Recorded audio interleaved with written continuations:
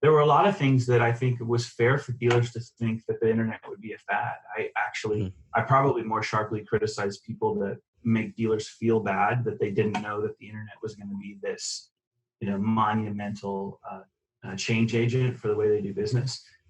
Because, there were so many hallmarks of really like that would make it, if I were a dealer, I'd say, come on, like, you want me to take pictures of all my vehicles? I get that. I would love to show actual photos of my used inventory because that's where it started. Then it was, you should do it for your new inventory too. But in 1998, loading up a picture, oh my goodness, not with just my loading it yourself. Kodak digital camera. Yeah, nobody knew how to really compress images. But then the consumer experience, right? We talk about CX all the time now, or user experience. But the user experience, if you clicked on the search results of a user. For freshly brewed discussion on automotive sales and marketing, this is Coffee with Jason. The Coffee with Jason podcast is sponsored by Closer's Coffee. For that full-bodied, rich, sweet flavor with a bright acidity, drink Closer's Coffee, stay caffeinated, and keep on closing. Find out more at closerscoffee.ca. Hey, what's going on, Podcast Nation? How are you doing? It is Jason Harris here with Digital Dealership Solutions. Hey, thanks for joining us on another episode of Coffee with Jason. Today, I have my guest, Sean Rains, dealer superhero. Sean, thank you so much for taking the time to come jam with me today, man. I appreciate it. Happy to do it. Thanks for having me. Hey, Sean, for, literally like the two people out there that don't know who you are, if you could just give us that quick origin story that is Sean, and we'll just go ahead and get started. Sure. Yeah. First, shout out to Canada. This is my Edmonton Starbucks. Nice. Last summer when I was up in Edmonton. So, got into the digital side of the car business in the late 90s. So I think that's probably, Jason, why several people have met me or maybe know who I am because I've been in this just for a little while. I mean, just a little bit, right? Yeah. So the digital thing, really started actually with lead providers way back in the day. And so I've kind of had touch points with multiple different services and products within the digital realm. But before that, I actually got into the car business. I met a girl and, sounds like the beginning of a good country song. College kind of thing. Didn't want to move back to where my parents were and got a job in a parts warehouse. So that's how I got in the car business. I really never left the car business after that. And then the digital thing kind of started in the mid 90s and, met a guy. And so I was with Reynolds and a kind of a joint partnership that they had with Microsoft when I lived in Seattle. So I also had a kind of soft spot in my heart for Canada because lived close and went up to at least the BC side quite a bit back in the day. Anyway, then my career kind of took me from several years with the Reynolds website teams, digital marketing, into Reach Local way back in the day. In fact, dealer.com was our biggest client when I got to Reach Local, running their automotive team. Nice. And worked with Jared Hamilton in driving sales for a few years. That was awesome. I think a lot of people had met me in that era. And then I went to DealerOn, which was the last larger sized company that I was with. I was with those guys for about little over 4 years, and then left DealerOn getting close to 2 years ago. I guess this January will be 2 years since I left DealerOn. And then I started Dealer Superhero, which is essentially, two things. One, I was under a non-compete. So I used Dealer Superhero as a vehicle for B2B business because I'm one of the people that, if I'm going to go ahead and, try to be, ethical, I'm not going to violate my non-compete, which I did not. I used Dealer Superhero to work with smaller size companies that serve the auto industry, but not in websites and digital marketing, as to not be competitive. And then when the non-compete lifted, I've been working on some direct dealer service business, not specific to websites or digital marketing, but being able to make recommendations and kind of counsel and coach. I like that. For their digital, not just existence, but the ability to thrive. So for a dealer who is like, man, I wish I had somebody that's been in this, really kind of could navigate just about every turn and U-turn and unexpected thing that we might come across, I have a service that I use a couple of different tools for monitoring and measuring, a bit beyond just standard analytics views, to help that dealership. First and foremost, I really want dealers to become more accountable themselves. I think that's really, really important. And then number two, I believe that accountability breeds the opportunities to strengthen existing relationships with vendors, because then they'll really know if it's good or bad, or somewhere in between. And then also helps them hold those vendors accountable. And they'll really know how to do it. And they can't if they rely on people. I mean, Jason, you're clearly an expert in the field as well. And there's a lot of us out there. I should say there's quite a few people that have the ability. There's a handful of us that care and actually do want to see people do better. Yeah. Yeah. But you can't, pick any of our even friends, mutual friends that could actually provide that service to a dealer. There's still not enough of them to go around to all the dealers in North America that would want a person like that. Not that that's a bad problem to have if you're in that type of business, but the point I was kind of driving at is the dealerships are really empty-handed if they rely on just Jason Harris or Sean Rains or pick anybody else to do all of that, because we can coach, counsel, guide, show them, we can lead horses to where there's a water source, but they still have to drink. And that's kind of where I want to, focus my effectiveness is how can I help dealers kind of get to that point where they even know where the water is. They don't need to be led there. Like, I got it. This is, I think there's just this level of professionalism that the dealers yearn for and they really want to have. But I think that the entire, let's just call it the digital era, the internet era for dealers starting in, let's call it 98, maybe. Well, back that far. That's true. It's too fast for them to handle. So now there's a lot of kind of catch up. Anyway, that's an origin story plus a couple little extra points. No, that's perfect. Do you ever find that you sometimes you kind of play like therapist to the dealership?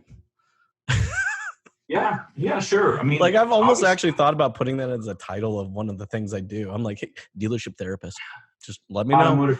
Well, you can call it automotive retail therapy. There you go, automotive retail therapy. But there's a new podcast brand for you. I know, right? That's actually a good one. I'm going to keep that one. But it's funny because you've been in the business long enough where, you remember the explosion of tech and new things. Me and you had been we were sitting in dealerships, trying to convince a dealership to get a website. And they're like, no, I'm never going to need a website. Someone's going to always just come to my dealership. Like, I don't need this, right? And now no one could ever fathom the idea of even opening a dealership without one. Technology, back then was so new, but it almost kind of seems like full circle. We've kind of come back around. We're in this next era, and there's just a lot of good stuff that I say. Then there's a lot of, just snake oil and crap. That's being sold, and it is super tough right now for dealerships to kind of navigate through that sea again. It reminds me, mid late 90s, early 2000s, it's just where things were just kind of, popping, right? And here we are almost 20 years later, and it's just kind of the same thing happening all over again. Yeah. Good points there. I have a relatively new client that part of my onboarding of a client is there's a whole bunch of information they have to share with me. Otherwise, I really can't help them. And one of those items that's very significant is I need to see their entire budget and what they're investing in terms of all of the digital things that they're hoping will result in, the acceleration of more vehicles sold, maybe more vehicles serviced as well. And I just had a relatively new client that I brought on that I think in day one, I was like, yeah, here's 10 grand you can save. And they're like, what? It's like that. But yeah, so your point about how, we're kind of coming all the way back around the circle, there's definitely some of that. We have had more than 20 years of like high-speed transition for this industry. Not just this industry. The internet, I refer to internet, especially in automotive, 1.0 was the internet itself. We didn't have high speed. We're using our phones to dial up. One picture to load into your used inventory took 17 hours. You might as well just go to sleep, wake up in the morning. Wait, hey, I've got one picture of a car. there were a lot of things that I think it was fair for dealers to think that the internet would be a fad. I probably more sharply criticize people that make dealers feel bad that they didn't know that the internet was going to be this, monumental change agent for the way they do business.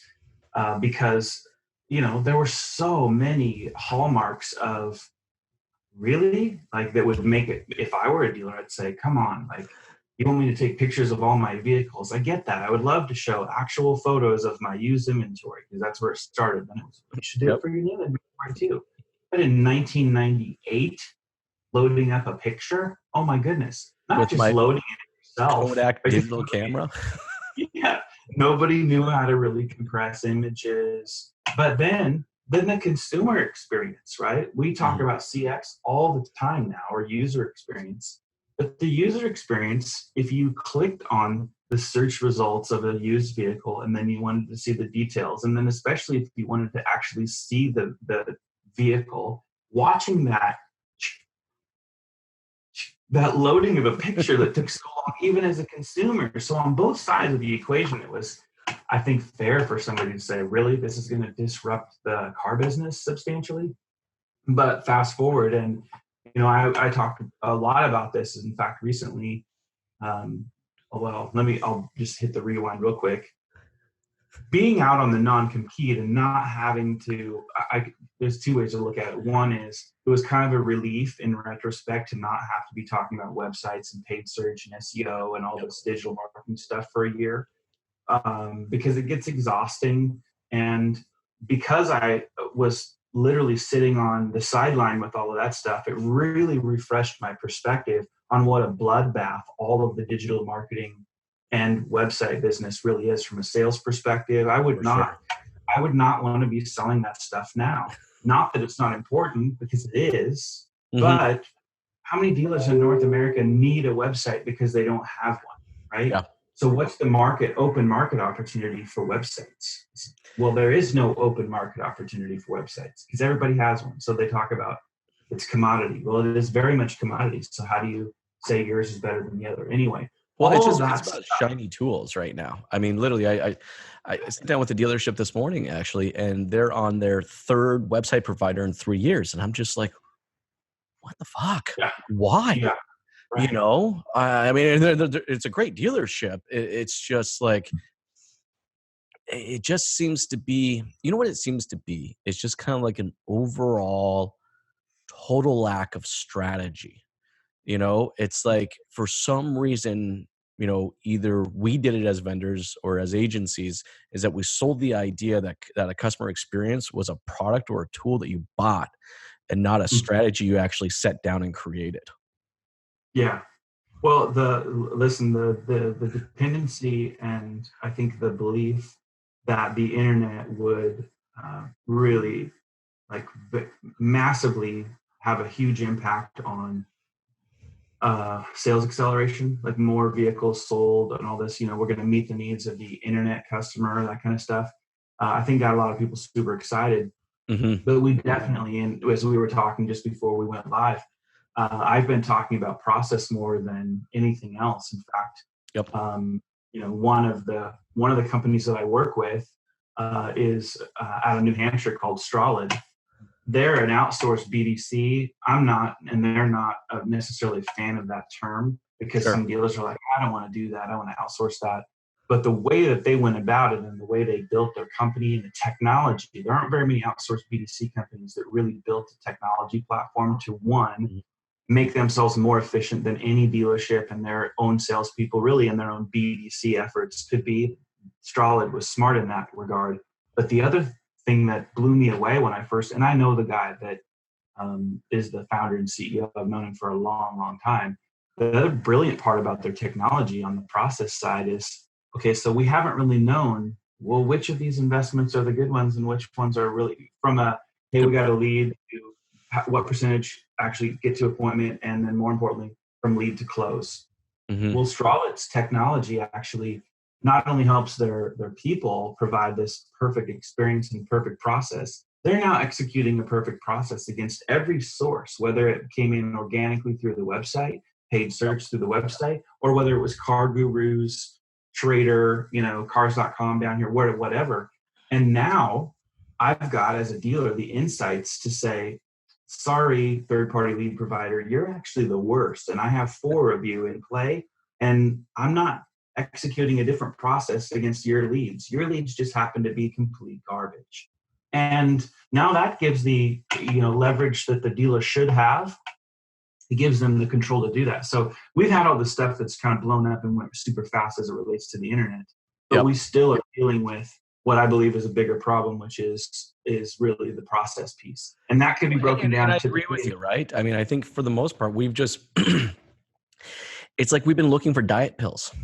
It's like literally, where's the processed diet pill? Can someone sell it to me? Take the blue one or the red one or the other. Let me just sell me the diet pill, right? It's not, no one wants to go to the gym. No one wants to actually do the work. They just want the bloody diet pill. And it seems like for years we've kind of had these tools that have been able to kind of mask the fact that there was a lack of a process. But now it's kind of gotten to a point where, we're entering into a season of plateau. I'm going to use the word plateau. I don't want to use the word recession because I don't want to be one of those podcasters that are like, it's a recession, everyone freak out. No, let's call it a plateau, right? I don't know. Do you agree with that? Can we call it that? So now we're going into this season of plateau that, we're not going to sell as many cars as we have sold in the last few years, So again, it's like this level of reactiveness. But what I've found, and I'm actually kind of curious to see if you found the same, is I'm seeing patterns, right? So over the last few years, the dealerships that were focused on developing out their process and creating a strategy behind why they're developing out a process, they're not the ones that are calling. They're not the ones that are freaking out. They're the ones that are like, it's, slow down a little bit, but hey, we're still on par. But then it's like, the ones that just kind of relied on those diet pills for the last 3 or 4 years, they're the ones that are like, oh crap. Yeah. Like, I think the same. Do you see the same thing? Yeah, so I do. And typically where I see the differentiation is a couple areas. One, a dealer that has never really fixed process, right? They're on the diet pills, right? They're looking for the keto diet for sales process and all things internet in their business. They definitely are more on the panic side, right? Yep. We're rearranging deck chairs on the Titanic kind of mentality. And that's a scary place to be. I get it. And margins are razor thin, and especially on the new car side is for a franchise dealer. So I can see where that panic sets in. The side where you see some of these operators that don't get as panicked, you kind of dive into, well, what's your strategy, your sales strategy overall? Are you with a lot of the dealers that want to do we're forced to race to the bottom on price, so we'll dip into every single part of profit, even to the point where we may be losing money on cars, but if we hit these volume incentives, then we get what we want from the manufacturer in terms of we've got to hit a number. And so if that volume incentive is big enough, they're playing the long game for that. Some dealers choose to do that. Others are like, we've got to make some gross on our vehicles, and so we're going to do that. And then that gets, depending on the market and how many people are not doing that versus you being the only one, you could be in a situation where it feels like you're getting beat all the time. And then you have the dealers who have also considered the other parts of their business and how valuable they are, which is, I think, the smartest way to professionally operate your dealership, which would be fixed ops is huge. We can't neglect it, right? Are we thinking about growth and fixed ops, and are there things that we could do better in terms of expanding our accessories sales? And then also the component of things like reinsurance, right? The dealers that have thought through that, and I've had conversations this summer with at least half a dozen dealers that have said, well, a couple of years ago, we started to realize that there's a more holistic picture of not just how many new, how many used sold, what service kind of look like, but what can we do in these other parts of the business, reinsurance being a big component. When the dealer gets into that side of the business, sometimes that ends up being the dealer that doesn't really worry about, well, the market's going to go up and down a little bit in terms of sales, but other profit centers within the dealership help bring some equalization to ride out the tougher times on the new vehicle sales side. And then the other component is there are some dealers that are realizing that their used car business, and specifically their certified pre-owned part of their used car business, is another area that's just not tapped quite enough. And it's so true. I love the fact that you use the word kind of that holistic approach, right? And again, I agree. That's actually a pattern that I've seen. Right, is that the dealerships that they're rolling, they're doing their thing. Things are kind of there's no screaming, yelling, no skies falling, none of that stuff. Is that probably several years back they stopped looking at the business on this per department type level, and really started looking at the business as a holistic thing, including even additional revenue streams, such as insurance and stuff like that, right? But there's still, Sean, I can't tell you how many meetings I get into where it's like I got the service manager on one side, the new car manager on the other side, and the service manager wants to kill the used car manager. The used car manager thinks the service manager's a dick. The new car manager hates the parts manager, so won't sell accessories because he gouges them or doesn't give them any type of discount. It's a little, and then we're kind of sitting back, and it's like for some reason, like I hate to say it, but it's almost like there were a lot of owners. And this is big group, small group, single points. I've seen this almost across the board, is that the operational management style was one of let's ping these departments against each other. They'll push each other, and that's where we're going to get our profitability. Yeah. That's kind of crazy, right?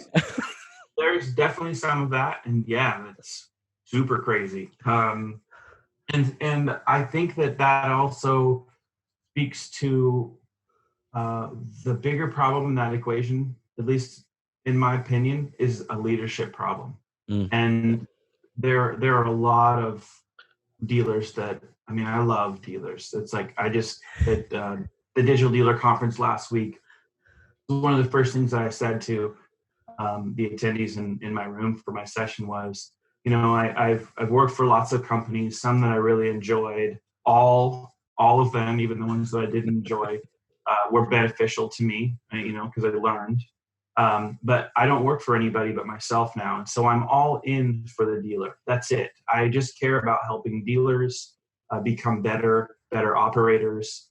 And I have learned some things in even this past year, that some of the dealers that I've reached out to that I've wanted to engage from maybe they can become a customer, like engage business. I realized that a lot of dealers that I talk to that I'm closest with are actually pretty good operators. And then there are the ones that are like, not so good.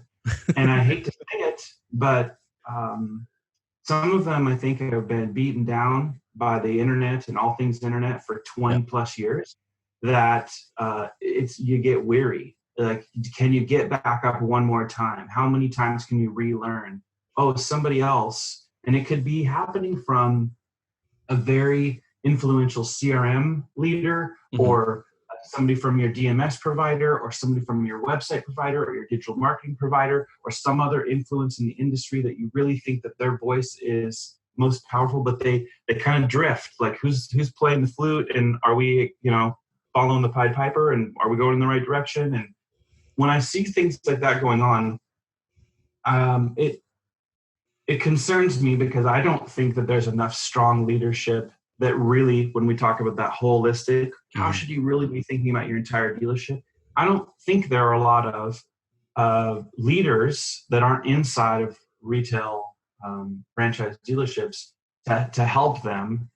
I don't think there are enough of those people that really get that. I think people are very, very self-serving. I think that a lot of vendors have come up with solutions to problems that don't exist, but it's a cool technology. So, hey, why don't we have this thing that we need to have?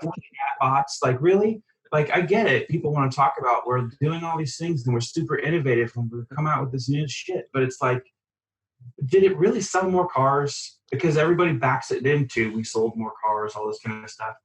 but where's the leadership to know whether or not they should check somebody at the door and say, man, I love you. I'm glad you guys are making new kinds of stuff. But the biggest problems I have at my dealership, that doesn't solve that problem. Mm. So unfortunately, now back to the leadership of the dealership, if they don't really know what their biggest problems are, if they don't really have goals established, we've got to fix these things or we're in trouble. Exactly. No strategy, right? Let's just... The absence of that strategy, plan, goals, all of those things combined, the absence of that makes a dealer really vulnerable to every single wolf wearing a sheep costume that wants to walk through the door. And I'm not a fan of that. Obviously, dealer superhero is like, I want to be the vigilante that kind of helps protect some of that. But there's a leadership problem too. And then that's difficult because most dealers don't have a trust network of people that they can really be honest with and say, hey man, I hate to say this, but I don't know the difference between SEM and SEO. And there are still dealers that really don't know that. And they don't want to admit it. They're in a place that's, for them in their position, for them to admit that, they seem like it would be a bad thing. To your point, look, we got dealer 20 groups that are, pouring over the results.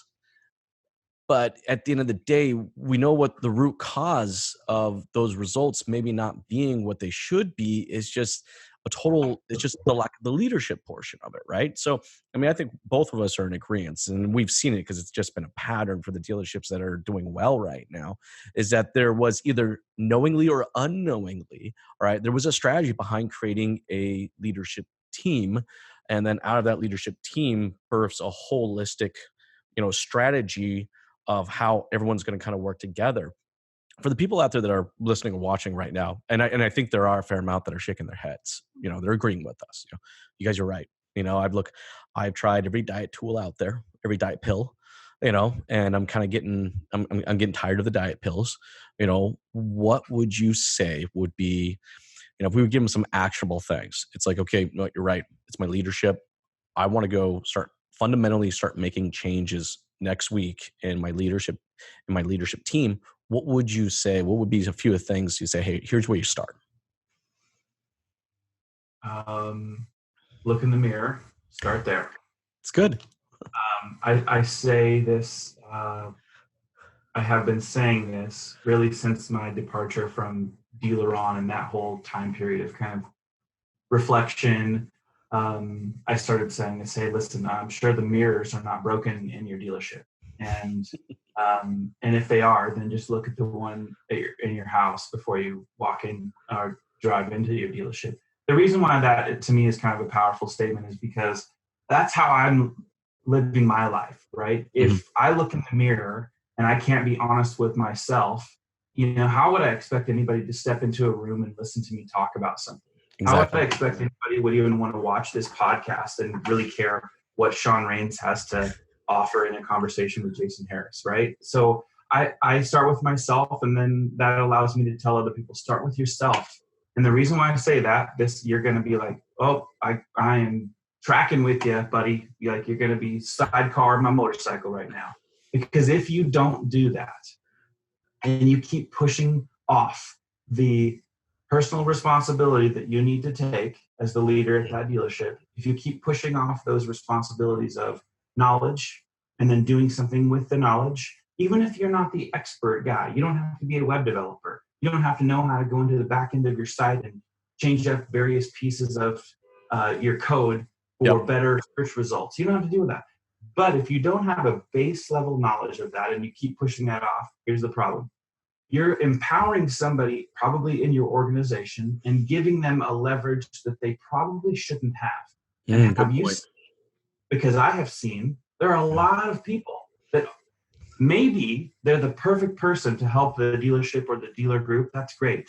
But you're going to push that off to the point where their leverage is also going to be part of their own value that you're going to no longer be able to afford, because they're going to use the fact that you pushed it all off to them. They're going to use that leverage back against the dealership and parlay that into a bigger opportunity. And they're also going to think that they're actually more amazing than they really are, because you didn't actually take the responsibility. I lead this thing. And so then some dealer may be listening to this right now and say, yeah, that's easy for you to say. I don't get it. I hate computers. I've been in, Sean, I'm 70 years old. I'm 65. Yeah. I don't even have a smartphone. Excuses. If you're going to stay in any industry and it changes and technology pushes it into this new stratosphere, okay, you have to have a baseline knowledge there, or you can't complain if bad things happen. And bad things happen to dealers, and it still happens to this day, when they don't know enough that they have to depart or impart that, give it to someone else. And then you're perhaps, without even knowing it, you're giving somebody more leverage and control in the dealership than they maybe should have.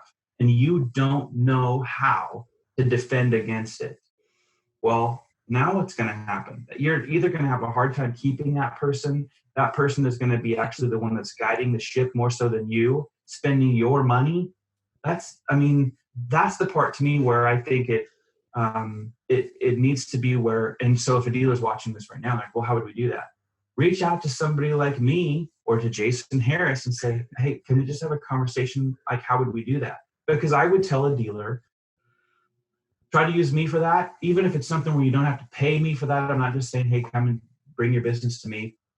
But you need to find someone, whether it's a Jason or a Sean or other, maybe another dealer. It's a dealer therapist. It's your trust network. It's your trust network, yes, right? Exactly. It's your circle of people where you can start to realize I can get smarter here. Like I need to be a part of something or have someone that allows me to get there so that I'm not allowing that to happen in my business, because it's happening right now. There's tons and tons of people. Some of them get so successful in retail because they've learned analytics and they're like, oh man, I uncovered all these things that I need to tell the world. And I'm like, everybody knows that. That's not that revolutionary, but the dealership thinks it's amazing. And then they parlay that into, you know what, I think I'm going to make myself into a celebrity in the automotive industry because there's so many stupid people. I'm going to be the king of the idiots. Like we have a ton of that in automotive. And for me, a guy who's Yoda, not Luke, I've been in it for a long time. I can spot those people from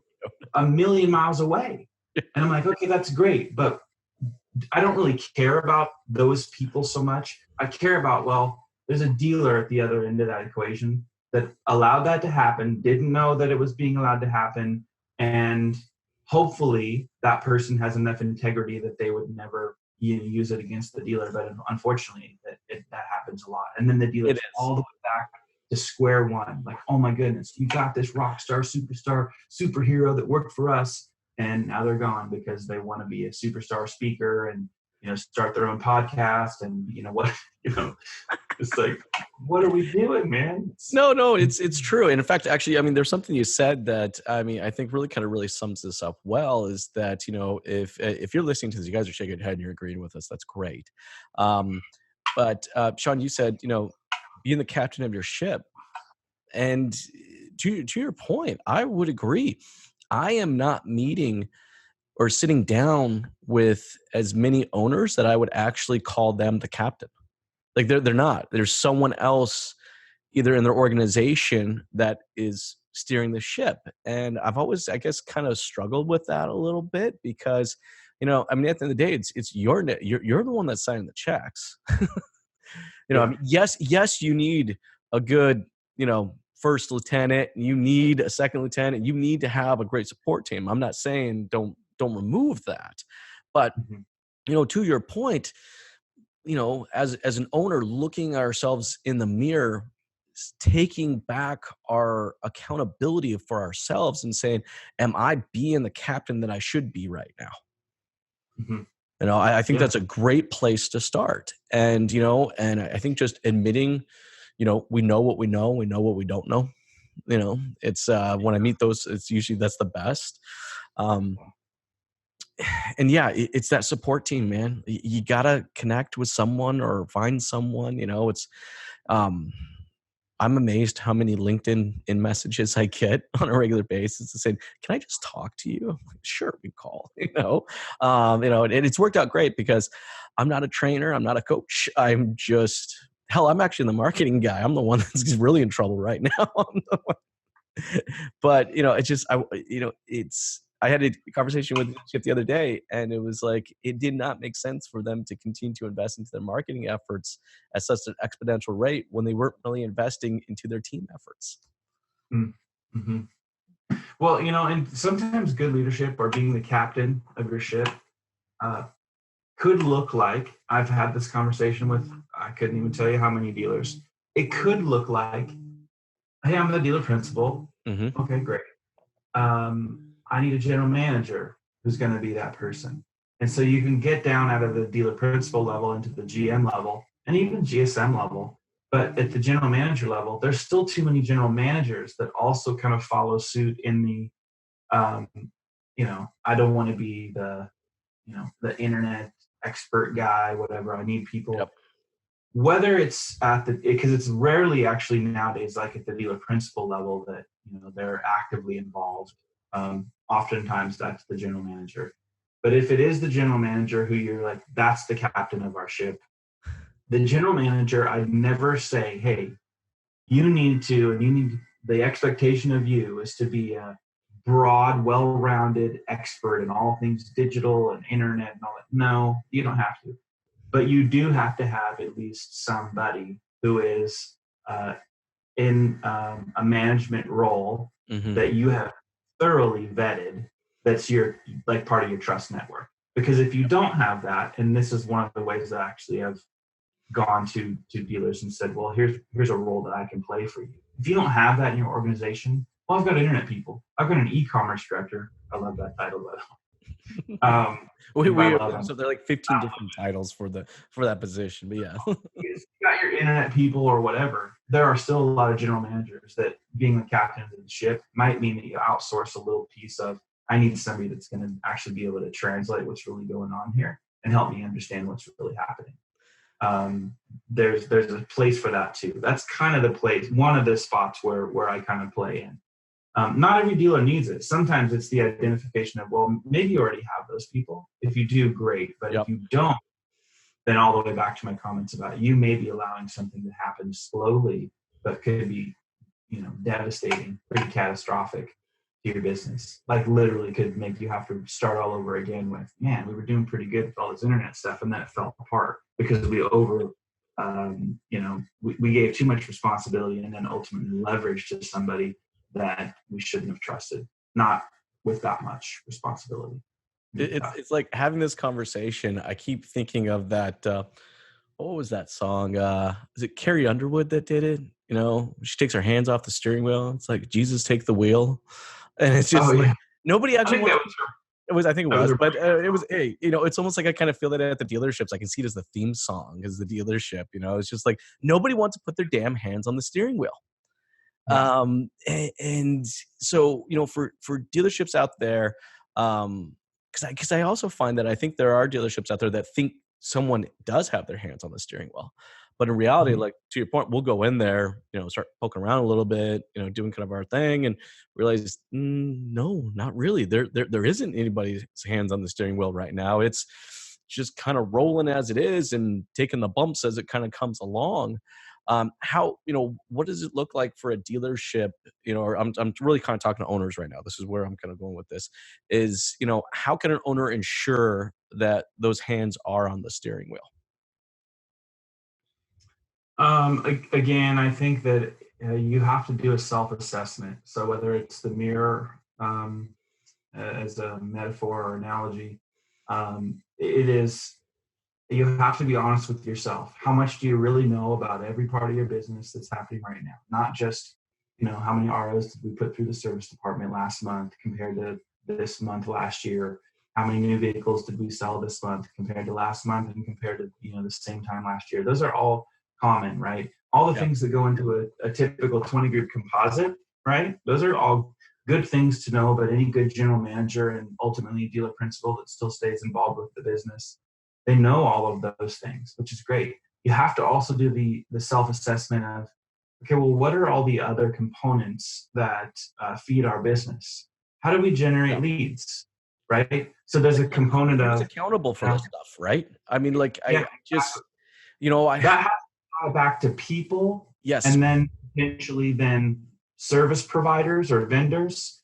So you have to have an idea of what that ecosystem looks like. And then there are various compartments. Like you as a marketing expert, you know that part of what you're doing in a marketing strategy is consideration to a brand, right? Yes.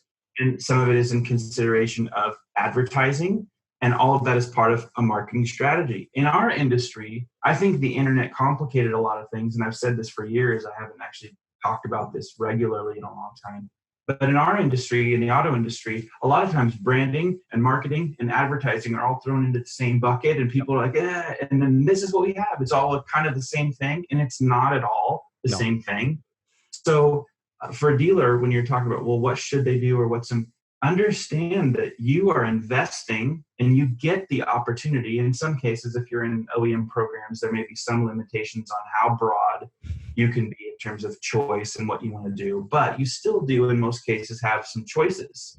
So you have to be educated enough. You have to be informed enough. You have to have like had the initiative to get the knowledge about these things that then define your decision making and lead your decision making. So why do we have this company as our website provider? That's a great question to ask yourself if you've never asked it. If you have your website provider because most other people around in and around the Toronto area have them and it looks pretty good and I like the way aesthetically it pleases my eyes, was that the best choice? Maybe, but the better choice would be, well, we need to vet them based on what's the job of the website. Well, we want it to convert traffic because we spend a whole bunch of money to drive people to that website. And then once they get there, what do we want to do? We want them to call us. We want them to fill out a form. We want them to chat with us, whatever. We want them to convert into an opportunity to do business with them. That's the kind of granular stuff that I think a lot of people at the top that didn't go there or they don't have somebody that helps them, they get exhausted with it because, listen, I say all that, and I can say it and it makes it sound like, well, Sean, you know all this. It's simple and easy, like the back of your hand. So I understand that side too, that it's like, it's not easy. It requires effort, but that essentially is what you'd have to do. It's not just look in the mirror. It's look in the mirror and say, okay, I need to understand all these components. And if I can't do that, is there some other way? Is there another person that I can bring onto my staff that will do that I can have a tremendously deep amount of trust with? Or is there somebody, a source outside that I can say, I need you to help me with this stuff, like strategy, right? I need to know, how do I put that together? But even if you go outside, even if you were to hire Jason Harris to help come in with strategy, if you hire Sean Rains to help with some strategy, or someone other than the two of us, if you bring that person in, don't just have them lay out the plan. Learn from that plan. Why is that? Ask a lot of questions as to why a Sean Rains would say, evaluate what's going on within the website provider for these reasons and understand that you need to impart. I want to impart that knowledge to a dealer so that now it's theirs, right? My experience, any idea that I have is worthless if I don't share it. So I'm all about abundance. Scarcity means nothing to me because I'm not afraid to compete with anybody on the mother trucking planet. And I want to give all of that as much as I can to my target audience of who I want to help the most, dealers. So if you're a dealer listening to us talk about this, don't just find someone, whether they're already working for you or you hire somebody to help you understand why website choice, why paid search or why not paid search, or how much paid search versus how much investment in organic, in SEO, versus should we do anything with geofencing? Should we do anything with display advertising or remarketing, or should we do some Pandora radio sponsorship? Do we need an outsourced BDC? Is our internal process terrible? Is our turnover rate so high and it's never going to be better because we've got terrible sales management? All of these things that need to be fixed, you actually have to go into each segment, compartmentalize all those things and go into each compartment. And you have to ask the right questions, accumulate the right knowledge, and then figure out where are opportunities to grow. And here's what makes it even more difficult. All of those things can't be done at the same time, and all of them are not equally important to each other, right?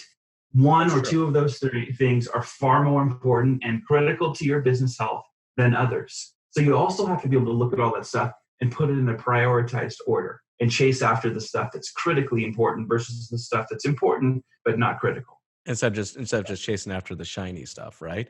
I mean, and it kind of sounds like, if we could give the dealers some advice, or a good place to kind of start is creating what I call an accountability tree, right? Really identifying who the hell is actually holding, look, this accountable, that accountable. I mean, look, we're spending tens of thousands of dollars a year, if not sometimes hundreds of thousands of dollars a year in CRMs, in our CRM system. We're spending hundreds of thousands of dollars a year in our marketing efforts. We're spending, hundreds of thousands of dollars a year. It's all these little places, but I don't necessarily think that at the end of the day, because it's never documented, right? Who's supposed to be holding these accountable within your team? It's like, all right, well, okay, you're holding this portion accountable. You need to hold this portion accountable. I'll hold these guys accountable.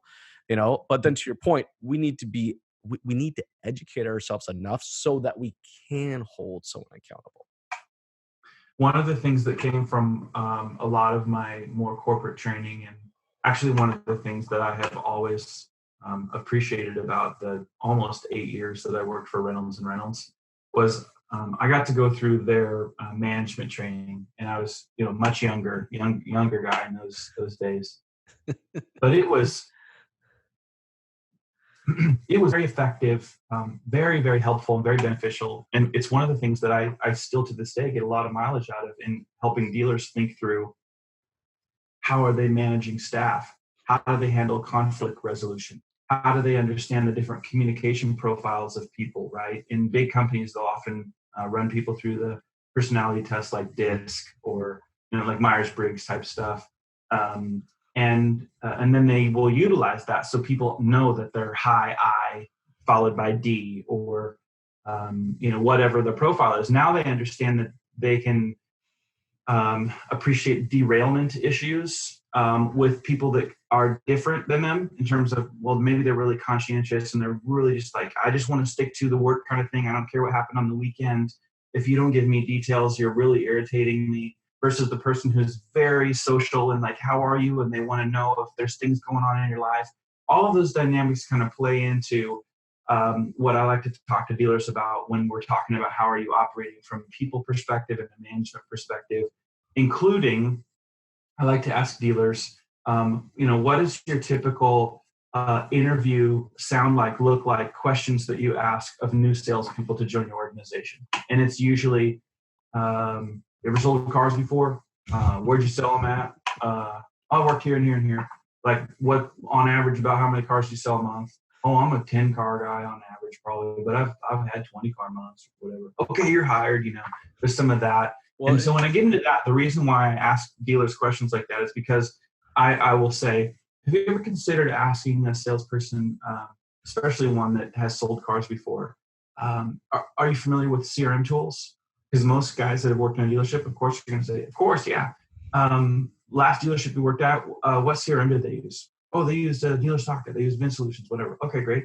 How many different CRM tools have you used in your car selling experience? Just by name, all of them you can think of. Great. Which one was your favorite? And then play it off as like you're kind of looking around or whatever. But ask them a question like that, because when they tell you their favorite, then you can also say, which ones did you struggle with? Like, we're trying to work through some of that. And when they tell you the ones, because they will tell you the ones that they absolutely hate, or they might, like a lot of salespeople, I freaking hate CRM, man, it's wasting my time, I'm just trying to sell cars. Don't hire that person. Oh, thanks for the interview. Look at the time. I got to go. Guy. But how many dealers are asking a question like that? They're not asking a question like that. Well, that goes down to our cultural shift. There has to be not only is there a leadership change that has to happen as far as creating this accountability tree, and then educating ourselves, to be able to hold people accountable. There's some significant ROI in that as well. But to your point, to the team, like, we got to get out of this superstar culture crap, and we got to stop hiring for the 20 car, 30 car, 40 car a month, superstar. And you know what it is? We've been plagued with but focusing on nothing but results. And I find, as a pattern, all right, the dealerships that spend more time focusing on the efforts have the better results. What a surprise. Always. Right? That's all, you're almost defining how any well trained and operating sales team works. Is they are managing sales effort, right? More so than they are sales results, because the absence of managing the sales effort is the reason why the sales results don't exist. Exactly. I mean, But then they're stuck in this stupid cycle where they're just like, it's like, I don't know. And what's funny is when I think of other verticals, and other industries, we're like one of the last few that are constantly stuck in this, I don't know, this black tar pit of just focus on results, focus on results, focus on results, where, it's like everybody, all these other verticals, all these other industries are focusing on the efforts, and by doing so are being more profitable, becoming more recession proof, providing better customer experiences, because I guess when you actually focus on the efforts, your customers also get the benefit of that as well. Sorry, I get fired up about this stuff. No, and it makes me think too about when you're talking about this accountability inside the dealership. One of the things that I also highly recommend to dealers is please make sure that you're doing at least an annual, but hopefully even a semi-annual review, and have a process for that, have a form for that.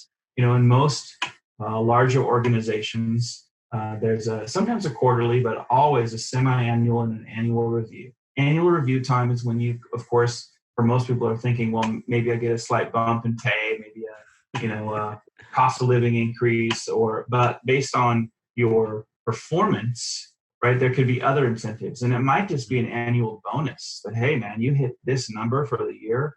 This was huge because last year we said, hey, man, you did, 100 cars last year. That's great. But your new goal for 2020 is going to be 120 cars. And at the end of 2020, you did 123. Hey, you got above 100% of your goal. So you're getting a $10,000 bonus. If you have a structure like that in play, like, again, when I talk about let's run your dealership really professionally, if you actually go through the exercise of putting together those types of plans within how you're managing your people, not only will you probably cut down your turnover, but you'll also develop people into, you want to talk about real superstars. They don't have to be prolific on the internet. They will just become people that your organization was the organization that took people maybe raw and a little rough around the edges and put them through a plan and into a plan of management that makes them better and better and better. So each of those semi-annual review, annual review, you're sitting down and saying, are you below expectations on these things? Are you meeting expectations, exceeding expectations? Are you super outstanding, which is typically the rare category? But if so, those all have a point value, comments that your manager writes up or your supervisor writes up about specific things. It forces, you talk about accountability. It forces, your supervisors and managers now have to participate in actually supervising and managing people, because they're the ones that are going to be responsible for making sure that those people, each person on their team, is being managed and supervised for personal growth and the output we can get from these people. Plus, those people are being given very clear objectives as to how to get better. And when they're wondering, how can I make more money? Or could I work my way into a management position? Or could I go over here and maybe run the BDC? Or could I do this? It's done by that in terms of a process. But again, how many dealerships do you go into that are working it that way? I do know some that are like that, but they're rare. Yeah. Well, you know what though? And I mean, gosh, I could do almost an entire podcast just on pay plans, because you want to talk about diet pills. Oh, okay. Let's make the pay plan actually develop out our team. Let's not develop them. We'll just create a pay plan, and pay plan will do all the work for us, right? But it's focusing. We're paying people on the results and not necessarily their efforts, which is kind of mind-boggling, because that doesn't happen in professional sports, right? I mean, it's a team. This is an effort-based thing. I always thought, how cool would it be if every manager and salesperson out there had their own sports card, right? And the back of the sports card had their stats, because the results are on there, but all of your defined efforts are on there as well. And it's like, if you just hand me that baseball card, I flip over the back, yeah, I want you on my team. Like, let's go ahead and do that in the vendor world too. oh, good All the point. people that 100%. Yeah. oh, I'm the best salesperson this industry's ever seen. I can sell your websites. I can sell your digital marketing services. I can sell your widget this, your shiny new button that. I Yeah. can sell your digital tool, really. And then we look on the back of their sports card and we were like, man, they had one awesome year. What's up with that? One awesome year. The rest of it's like, I don't even, they're below the Mendoza line, which is not where you want to be. And so that 1 year, and you look a little bit more and you're like, oh, I was in that 1 year. That's the first year the such and such provider that I worked for got this massive deal with this huge manufacturer, and they immediately got 752 dealers. So you were shooting fish in a barrel for a year. And I guess everybody else that was on the sales team that year at that company looked like $1 million too. And then reality hit. Yep. Like, that would be funny. I would love that. It would be awesome. But to your point, right? I mean, hiring, training, coaching, and creating culture on efforts rather than results. I feel like the dealerships that do that, and there are some that do. I mean, there are. Man, it is so freaking obvious. I mean, it's almost so obvious that you can walk into the dealership and actually see it. Whatever changes they made or whatever modifications they made, it's just you can tell that there's a passion there. Hey, Sean, thank you so much for jamming with me today, man. This has been great. And I know we could easily go for a couple more hours. But sure. Hey, for everybody out there that's listening or watching right now, but would love to learn more about what you're doing, what is the best way for them to connect with you? I purposely keep my website pretty vague, right? But you can go to dealersuperhero.com. There are numbers and email addresses. But if you want to expedite all of that, I would just tell them that if email is your preference, it's Sean, as long as you spell it right, SHAUN, at dealersuperhero.com. Do you give out cell phone numbers if people are Go for it, dude. Absolutely. So you can also text or call me directly. My personal line at 214-934-6964. You can easily find me on LinkedIn. You can also find me on Facebook pretty easily. So any of those avenues. And then obviously if you know Jason, if you're well connected with Jason and what he's doing, reach out to me. He can put you in touch with me as well. Sean, I'm so glad that we were able to make this happen and connect. I mean, dude, your passion and your authenticity and just your drive to want to help, dealers and others just fucking do better at the end of the day has just been awesome. Thanks again so much for taking the time to jam with me today. This was a lot of fun. It's been my pleasure, Jason. Thanks for having me.